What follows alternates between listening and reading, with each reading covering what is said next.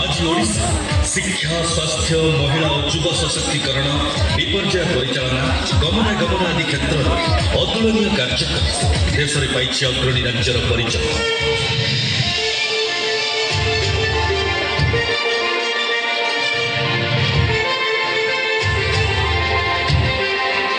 यह पछरे रही ओडिशावासी प्रिय मुख्यमंत्री श्री नवीन पट्टनायक अंगीकार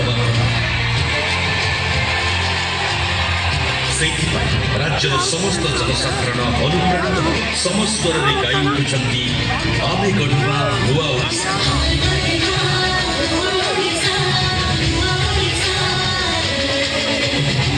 मान्यवर मुख्यमंत्री सफलतार वार्ता वर्ष वर्ष ओडिशार कोण अनुकोण घरे घरे पहुंचाई चली शुभ संख्या।